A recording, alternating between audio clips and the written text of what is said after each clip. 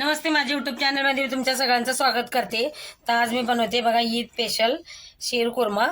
त्याच्यासाठी इथं बघा मी ड्रायफ्रूट घेतलेले आहेत, मनुके सगळं काय घेतलंय. इथं बघा पिस्ता मी आता पाण्यात भिजवून घेतला होता आणि बारीक कापा करून घेतल्यात. आणि हे खारीक हे भिजवून घेतलं होतं. आता याला मी चिरून घेणार आहे असं. हे बघा याच्यातली बी काढून टाकायची अशी आणि याचे असं काप करून घ्यायचं. आणि इथं बघा मी दूध गरम करायला ठेवलंय.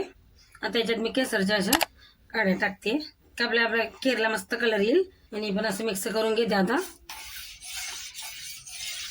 आता दूध मी दुसरीकडे असं गरम करायला ठेवणार आहे. आणि त्यावर आता इकडे ड्रायफ्रूट आता भाजून घेते मी तुपामध्ये. इथं बघा मी आता कढई ठेवली, याच्यात तूप टाकते. आता मी इथं ड्रायफ्रूट आपले चांगलं परतून घेणार आहे तुपामध्ये.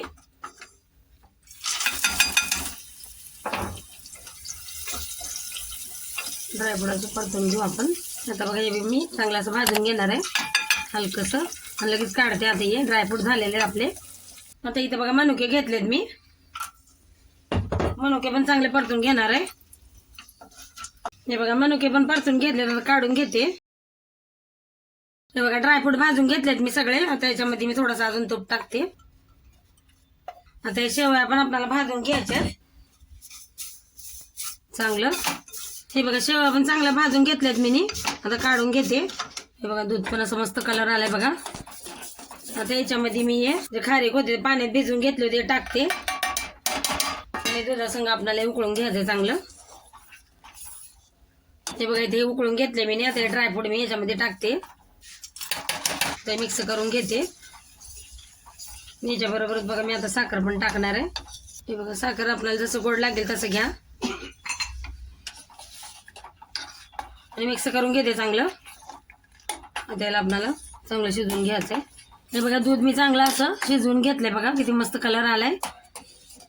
आणि इथे मी आता शेवया घेतल्यात ना भाजून, हे पण टाकायचं आपल्याला आणि चांगलं असं मिक्स करून घ्यायचंय.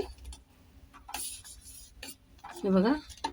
आणि आता याच्यात मी टाकते इलायची पावडर आणि आपल्याला अजून थोडंसं याला होऊ द्यायचंय. हे बघा झालंय आपलं शीर कुर्मा. आता मी गॅस बंद करते. आणि खीर आपण असं थंडी या गरम तुम्हाला जसं आवडत असेल तसं तुम्ही खीर पिऊ शकता. हे बघा आता मी वाटीत काढून घेते.